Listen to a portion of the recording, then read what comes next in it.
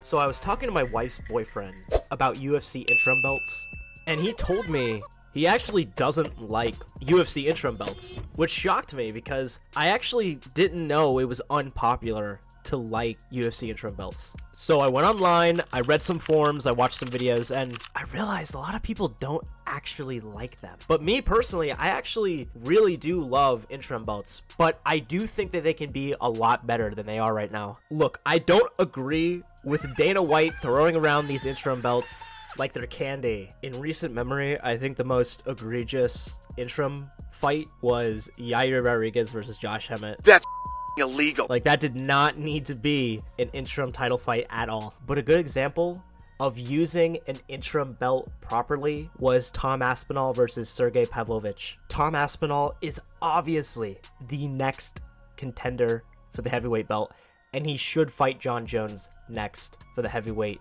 UFC title. Interim belts should guarantee you a title shot. If you win an interim belt, you are guaranteed a title shot. But that isn't always the case. I mean, the most famous example is Tony Ferguson. Shut up before I ankle pick you. He won an interim belt, never got a title shot. Now here's the thing. Should a UFC interim champion be allowed to defend the interim belt? I actually think they should be allowed to do that. But those title defenses of the interim belt transfer over to the undisputed belt. And of course, if you're an interim champion, you should be treated as a champion. You still get your pay-per-view points, and you still get a pay increase. This would be great because it would keep the division moving along.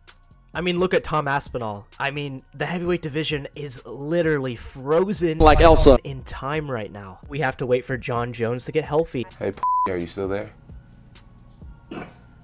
I'm here. And then we have to wait for Jon Jones and Stipe to fight. It's gonna be forever until Tom Aspinall finally gets his title shot. Tom Aspinall is 30. He's in his prime. So he shouldn't be wasting any of his prime years waiting and waiting for the division to finally move along so he can get a title shot. Interim belts can help fix these stagnant divisions in the UFC. And in my opinion, this is the only way you can fix this problem. And I'm not gonna lie, it's not the best fix ever. Obviously, we want the champion fighting contenders, but that just isn't realistic. People get injured. People duck fights. I don't really care.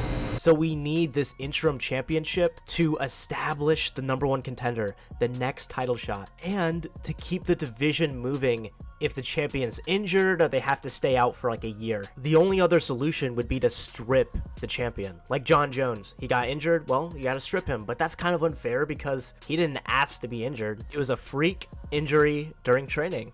So to strip him of the belt that he worked so hard to get would just be unfair. And in my new proposed system, Tom Aspinall would be able to defend the interim title against like Curtis Blades or something. That would be added to his title defenses. He fights Jon Jones, wins the belt, and then he has the title defense against Curtis Blades put onto his new UFC belt. You add one of the gems to his belt. It's not a perfect system by any means, but it's the best you can do with what we are given.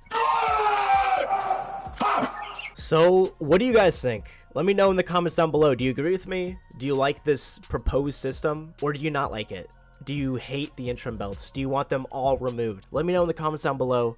Give me an explanation on what your opinion is. I would really appreciate it. Thank you so much for watching this video. Please like, comment, and subscribe to the LSFC YouTube channel. Thank you so much for watching. Have a great rest of your day. Goodbye.